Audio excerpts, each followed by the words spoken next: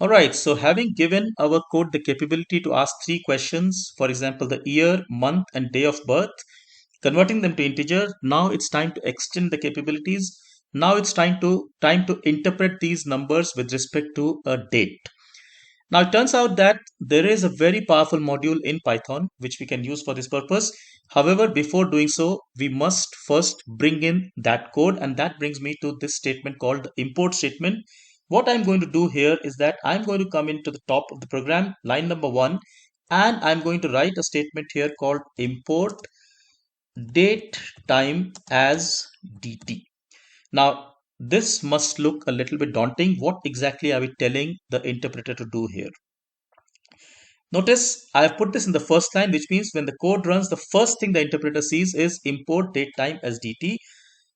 Basically, datetime is a what is called a Python module.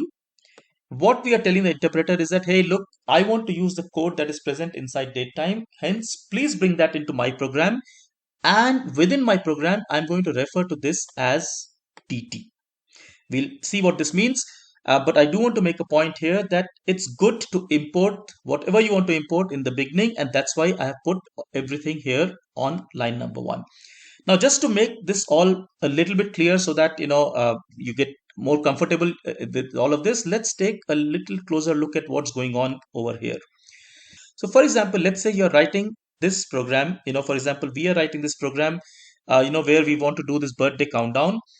Now, instead of having to do all the things by ourselves, which means to interpret the date and so on and so forth, but all of that by ourselves, it turns out that there is actually some module, some other code, let's say in this case, I just called it other code, somebody else, right? Somebody has done this code before and it has been tested. We know that it works. Some other code exists out there. Now I want to bring in this code into my program so that I can use its capabilities as we want to do. What I'm going to do is that I'm going to say, hey, look, please import other code. In this case, I called it other code, but in the example I gave you, it was called datetime because the module we wanted is datetime. So I say import other code, and now I also call it as OC.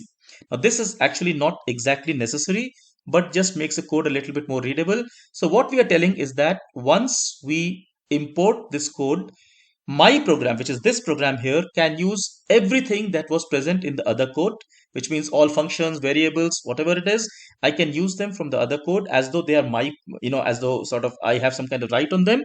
However, I must refer to them as OC dot say function one, assuming function one is inside this OC dot variable one, and so on and so forth. Now, if I did not do this other code as OC, I would have to put other code dot function one, other code dot function two, and so on and so forth. So just to make it a little bit more concise, I have called it as OC. Now that's the whole idea. Really, nothing to get confused here, even if it looks confusing at the first look. Remember what import means in day-to-day life. Import, basically we refer to import in terms of trade, countries, and so on. If something is brought from outside, then we are importing it. An analogy here will also help, I think. Look at our Scratch platform. So when we did Scratch programming, we had a sprite, we had a bunch of code available to us, but we also had something called extensions. Now we could add these extensions. Basically, these extensions allow us to extend the capability of our program. So our program, for example, when we wanted to draw something, we could go and pull in this pen extension. Right now, somebody has written this code. We could get in these modules, get in these pieces of code and use them. Likewise, there are a bunch of other extensions. You guys have tried some of them perhaps. The point is, in the same way, we can import functionality into Python, and that's exactly what we are doing by this import code. So I hope this makes it somewhat clear.